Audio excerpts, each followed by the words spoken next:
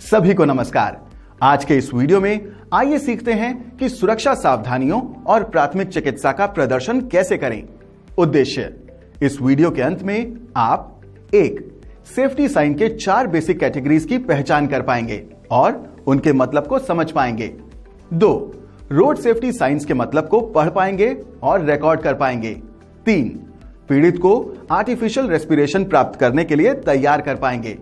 4. Nelson के arm lift back pressure method, Schafer method और mouth to mouth method से पीड़ित को पुनर्जीवित कर पाएंगे। 5. माउथ टू नोज मेथड के जरिए पीड़ित को पुनर्जीवित कर पाएंगे। 6. एक ऐसे पीड़ित जो कार्डियक अरेस्ट यानी सीपीआर कार्डियोपल्मोनरी के तहत है, उसे पुनर्जीवित कर पाएंगे। पहला टास्क, 4 बेसिक कैटेगरीज और सेफ्टी साइंस के मतलब को पहचानें। पहला स्टेप, चार्ट से सेफ्टी साइन की पहचान करें। 1. Mandatory science. पहला, स्टॉप सेफ्टी साइन एक अनिवार्य सुरक्षा संकेत है जो खास जगह में लोगों को स्पष्ट और सीधे निर्देश देने के लिए डिजाइन किया गया है। स्टॉप साइन का प्राथमिक उद्देश्य लोगों को किसी भी गतिविधि, आंदोलन या आगमन को बंद करने के लिए चेतावनी देना है और किसी भी संभावित खतरे या प्रतिबंधित क्षेत्रों को तुरंत ध्यान में लाना है। दूसरा, गिव वे साइन एक अनिवार्य यातायात संकेत है जो ड्राइवरों को अन्य वाहनों को रास्ता देने के लिए या अन्य वाहनों के रास्ता साफ करने के लिए निर्देशित करता है। ये इंटरसेक्शंस, जंक्शंस या मर्जिंग लेन्स पर इस्तेमाल किया जाता है ताकि यातायात का प्रवाह नियंत्रित हो सके और वाहनों के बीच टकराव को रोका जा सके। तीसरा, ओवरटेकिंग प्रोहिबिटेड या नो ओवरटेकिंग साइन एक अनिवार्य यातायात संकेत है जो ड्राइवरों को बताता है कि उन्हें निर्दिष्ट क्षेत्र में अन्य वाहनों को ओवरटेक या पास करने की अनुमति नहीं है। 2. Cautionary science. पहला, कॉशन गार्डेड साइन एक चेतावनी संकेत है जो संरक्षित क्षेत्र या ऐसी जगह की मौजूदगी की ओर इशारा करता है जहां गार्ड्स या सुरक्षा कर्मियों की मौजूदगी के कारण सावधानी बरती जानी चाहिए। दूसरा, कॉशन पेडेस्ट्रियन क्रॉसिंग साइन एक चेतावनी संकेत है जो ड्राइवरों को सतर्क करने के लिए प्रयुक्त किया जाता है कि वे नामित किए गए पेडेस्ट्रियन क्रॉसिंग या क्रॉस वॉक के करीब हैं। ये संकेत पैदल यात्रियों की सुरक्षा को बढ़ाने के लिए है जो ड्राइवरों को सतर्क रहने के लिए सूचित करता है और सड़क पार करने वाले लोगों को यात्रा करने के लिए तैयार रहने की सलाह देता है। 3. Prohibition science. पहला, एक साइन जो दर्शाता है कि किसी विशेष क्षेत्र में प्रवेश निषेध है। इसमें एक व्यक्ति का सिंबल शामिल हो सकता है जिसमें उसके साथ एक डायगोनल लाइन हो सकती है।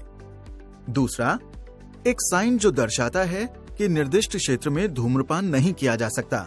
इसमें एक धूम्रपान के सिंबल के साथ एक डायगोनल लाइन हो सकती है।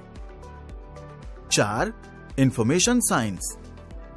पहला, ये वो साइन है जो एक फर्स्ट एड स्टेशन की जगह की ओर इशारा करता है। इसमें एक सफेद क्रॉस सिंबल या फिर टेक्स्ट में फर्स्ट एड शामिल हो सकता है।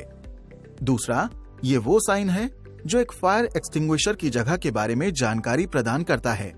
इसमें एक फायर एक्सटिंग्विशर का सिंबल शामिल हो सकता है। दूसरा टास्क, रोड सेफ्टी साइंस के मतलब को पढ़ें और रिकॉर्ड करें। पहला, वाहन जो पीछे से आ रहा हो उसे रोकने के लिए। दूसरा, वाहन जो आगे से आ रहा हो उसे रोकने के लिए। तीसरा, वाहन जो एक ही समय पर आगे और पीछे से आ रहे हों उन्हें रोकने के लिए। चौथा, ट्रैफिक जो बाईं ओर से आ रहा हो और दाईं ओर जाना चाहता हो उसे रोकने के लिए। पांचवा, दाईं ओर से आने वाले ट्रैफिक को रोकने के लिए ताकि बाईं ओर से आने वाले ट्रैफिक को दाईं ओर मुड़ने के लिए अनुमति दे सकें। छठा, बाईं ओर से आने वाले ट्रैफिक को रोककर दाईं ओर से जो ट्रैफिक आ रहा हो और दाईं ओर मुड़ना चाहता हो उसे अनुमति देने के लिए। सातवां, सभी ट्रैफिक को बंद करने वाला वार्निंग सिग्नल। आठवां, बाईं ओर से आने वाले वाहनों को इशारा करना।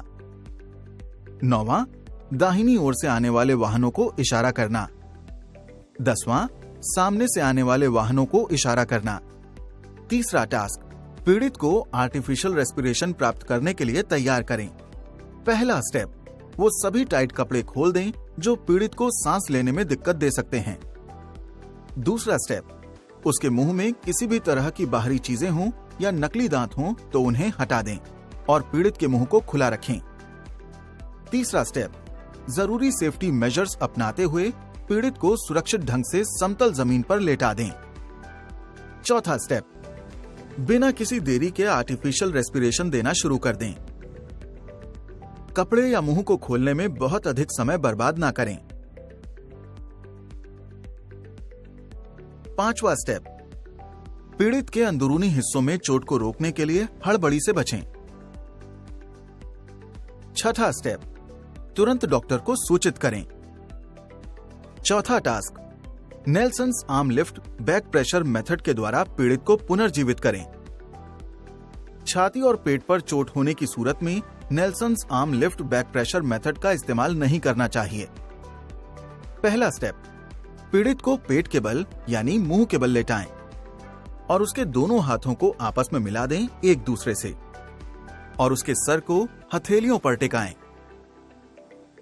पीड़ित के हाथ के नजदीक एक या दोनों घुटनों पर बैठें।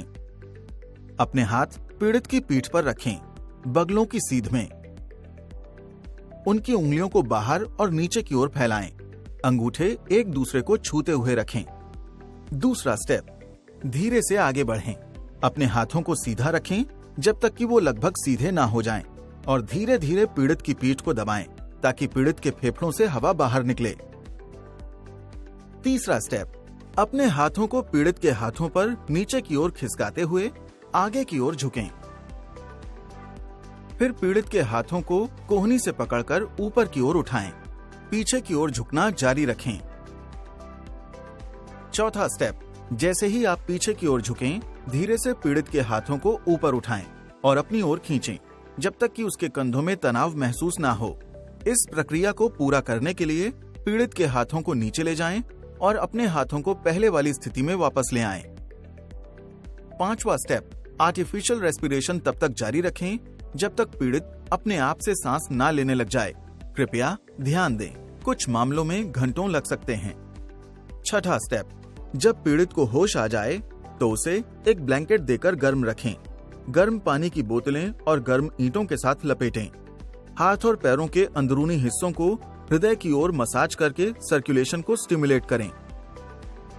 सातवां स्टेप, उसे लेटा हुआ ही रखें और उसे अपना जोर ना लगाने दें जब तक कि वो पूरी तरह से होश में नहीं आ जाता। उसे कोई स्टिमुलेंट ना दें। पहला, अमोनिया का उपयोग रेफ्रिजरेंट के रूप में करने के लिए उसकी टॉक्सिसिटी और ज्वलनशीलता के कारण सख्त सुरक्षा उपायों की आवश्यकता होती है। एक, सुनिश्चित करें कि वो क्षेत्र जहां अमोनिया का उपयोग या भंडारण किया जाता है उसमें पर्याप्त वेंटिलेशन है ताकि अमोनिया गैस का संचय ना हो। 2, अमोनिया सिलेंडर या टैंक को इनकम्पैटिबल मटेरियल से दूर रखें और उन्हें अच्छे वेंटिलेटेड और सुरक्षित स्थान पर स्टोर करें। 3, उपयोगकर्ताओं को उचित पीपीई किट पहननी चाहिए जिसमें ग्लव्स, सेफ्टी गॉगल और एक अमोनिया रेटेड कार्टेजेस वाला रेस्पिरेटर शामिल है।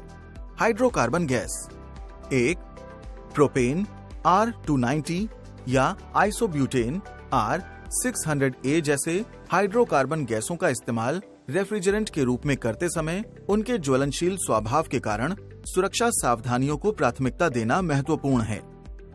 2, उचित पीपीई पहनें जिसमें दस्ताने, सुरक्षा गॉगल्स और आग प्रतिरोधी कपड़े शामिल हैं। हाइड्रोकार्बन गैसों को भड़काने वाली सिंथेटिक सामग्री से बचें जो स्थिर विद्युत उत्पन्न कर सकती है जो हाइड्रोकार्बन गैसों को भड़का सकती है। 3, हाइड्रोकार्बन रेफ्रिजरेंट के लीक की निगरानी के लिए गैस डिटेक्शन प्रणालियों को स्थापित करें।